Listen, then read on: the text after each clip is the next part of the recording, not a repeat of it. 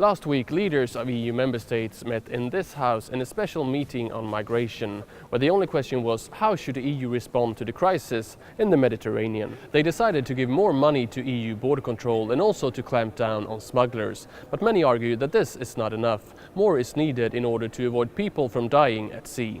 This year, almost 1,800 people have died trying to cross the Mediterranean, searching a better life in Europe. It's a massive increase. The same time last year, the death toll was 96. To stop this humanitarian crisis, EU member states have decided to triple the resources of EU's border control mission called Triton. This means that it will have the same level of resources as the previous Italian-led mission Mare Nostrum, which ended last year. There is still a crucial difference, though, between the current and the previous mission: the area of operation.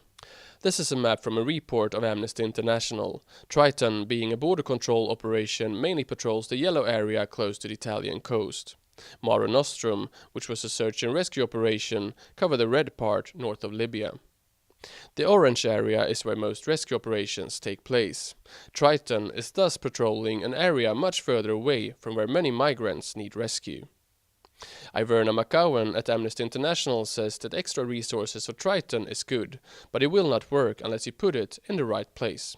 But what happens, and our research has looked at this closely, when that distress signal comes maybe a few miles off the north of Libya or further south of Lampedusa?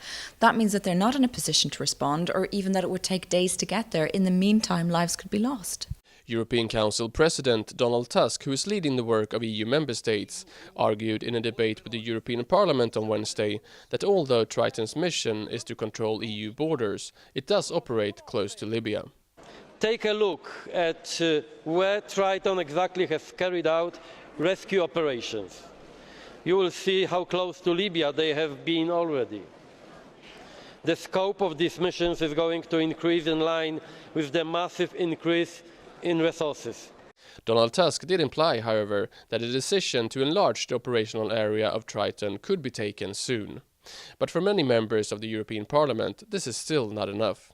Malin Björk, speaking for the United Left, is one of those who say that EU member states should do much more. The Council conclusions, Mr. Tusk, are nothing less than shameful, because they focus not on life-saving and opening this continent for people seeking refuge. They are instead focusing on keeping people away. In a resolution, the European Parliament said that the EU should also consider to change the mandate of Triton to include search and rescue.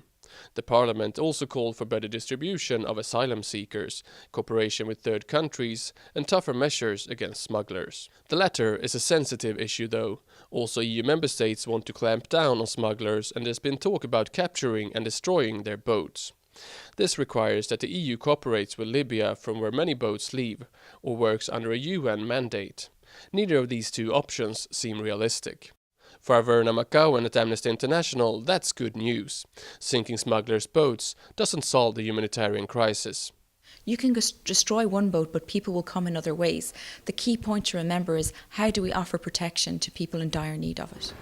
At the European Commission, they also called for more action to tackle the migration crisis in the Mediterranean. And the Commission will also come back with a new agenda on migration on the 13th of May. Many hope that that agenda will be more ambitious than what the EU member states have come up with so far.